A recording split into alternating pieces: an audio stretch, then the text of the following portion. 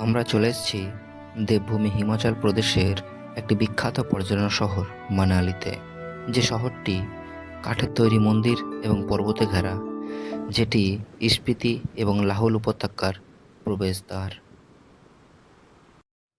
আজকে আমরা এমন একটি জায়গা ঘুরব যাকে না দেখলে, যেখানে সময় না কাটালে মানালি ভ্রমণ বৃথা। সেটি হলো মানালির প্রাণ ওল্ড মানালি। এই ওল্ড মানালির সৌন্দর্য এর মানালির জান মনে করা হয় কারণ এই ওল্ড মানালির অধীনে রয়েছে হিড়িম্বা দেবী টেম্পল, ওল্ড মানালি আর মানালি মল রোড। যেই মল রোডকে মানালির প্রাণকেন্দ্র মনে করা হয়। যেই মল রোডে বসে রাত্রেবেলা সময় না কাটালে মনে হয় যেন পুরো মানালি ভ্রমণটাই বৃথার চাদরে পরিপূর্ণ। তো আমরা আজকে আমাদের সঙ্গীদের নিয়ে বেরিয়ে গেছি। সে হ্যালো টু ভিউয়ার্স। হ্যালো, এই অসীম আর আমরা কোথায় যাচ্ছি আজকে? ওল্ড মানালি। কয়েকদিন আগে হওয়া এই তুষারপাতের কারণে মানালি মল রোডটা যেন বরফে ঢেকে আছে। পুরো মল রোডটাই বরফে ঢেকে পরিপূর্ণ হয়ে গেছে। এই মল রোডে সন্ধ্যাবেলা টাইমে এসে যদি সময় স্পেন্ড না করা যায়, তাহলে মনে হয় যেন এই মানালি ট্যুরটাই পুরোটাই বৃথা। লক্ষ লক্ষ হাজার হাজার পর্যটক এই স্বপ্ন নিয়ে আসে সেই সময়টাই, বিকেল টাইমটাই মানালি মল রোডে এসে বসে সে সময় কাটাবে, নিজেকে উপভোগ করবে, নিজেকে খুঁজে পাবে এই আবহাওয়ার মধ্যে।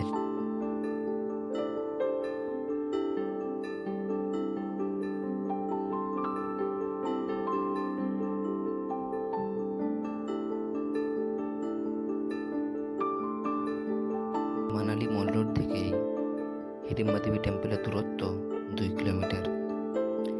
গাড়ি ঘোড়া যে সময় চলে, সেই সময় গাড়ি ঘোড়া চললে সেখান থেকে গাড়ি করে চলে যাওয়া যায়, কিন্তু এই গত কয়েকদিনের তুষারপাতের কারণে এদিকে গাড়ি অ্যালাউ করছে না। তাই মল রোড থেকে এই যে হিড়িম্বা দেবী টেম্পলের জার্নি, সেই জার্নিটা আমাকে হেঁটেই শেষ করতে হবে। তারই উদ্দেশ্যে হাঁটা শুরু করলাম। 10 থেকে 15 মিনিট পায়ে হেঁটে যাত্রা করার পর দীর্ঘ অপেক্ষিত সেই স্থানে আমরা পৌঁছে গেলাম, হিড়িম্বা দেবী টেম্পল।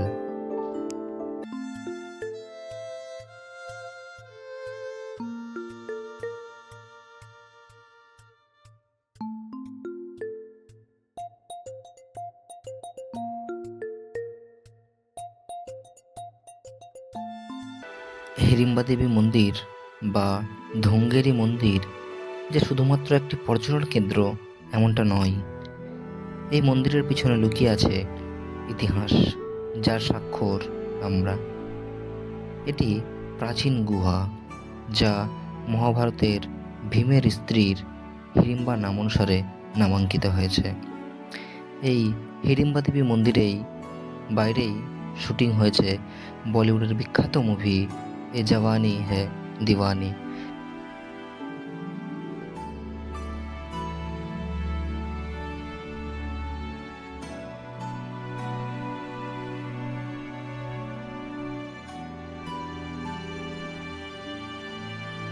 মানালি যেমন পর্বত এবং মন্দিরের জন্য বিখ্যাত, ঠিক তেমনই মানালি কিছু নিজস্ব সংস্কৃতি বহন করে। তার নিজস্ব সংস্কৃতির উদাহরণ হলো এই ভুমরু নাচ। এই হিড়িম্বা দেবী মন্দিরটি নির্মিত হয়েছে 1562 সালে তৎকালীন রাজা মুঘল সম্রাট দ্বিতীয় বাহাদুর শাহের আমলে। এবং এই যে এই পার্কটা পরবর্তীকালে অনেক পরে এই পার্কটা নির্মিত হয়, যেখানে 10 টাকার বিনিময়ে টিকিট কেটে উপরে এসে এই সুন্দর পাইন গাছের দৃশ্য উপভোগ করা যায়। পুরো বছর ধরে এই পার্কের দৃশ্য 2 রকম উপভোগ করা যায়। একটা সময় থাকে, সে গ্রীষ্মকালে পার্কটি চিরসবুজ এ ভর্তি হয়ে থাকে, এবং এই যে এখন সময়কাল, এই সময়কালটা এই পুরো পার্কটা বরফে ভর্তি হয়ে থাকে। বরফ যেন পুরো পার্কটাকে ঘিরে রয়েছে। আমি যত উপরে পারছি ধীরে ধীরে উপরের দিকে যাচ্ছি। একটা জায়গা, এটা অনেক বড় পার্ক। হিড়িম্বা দেবী টেম্পলের উপর দিকে যে পার্কটা আছে, অনেক বড় পার্ক, অনেক এরিয়া নিয়ে পার্কটা আছে, অনেকটা বড়। আর এই যে ভিতরে তোমরা এত সুন্দর ভিউ দেখতে পাচ্ছ, এই যে বড় বড় দেবদারু গাছ, সেই পাহাড়ের গায়ে বড় বড় দেবদারু গাছ। দেবদারু গাছ ছাড়া পাহাড় দেখবার লেগে থাকবে না।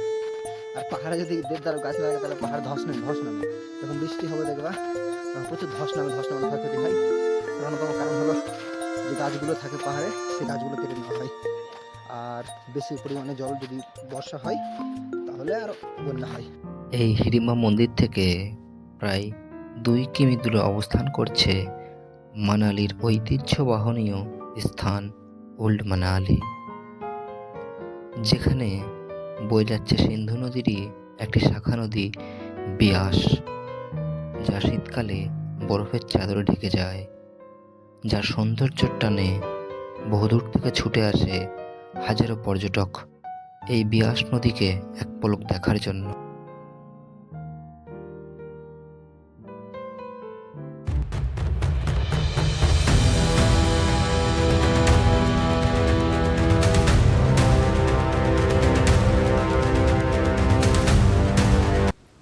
বিয়াস নদী বয়ে চলা এই জলধারার সাথে সাথেই এই পর্বটি এখানে সমাপ্ত করছি। দেখা হচ্ছে পরের পর্বে।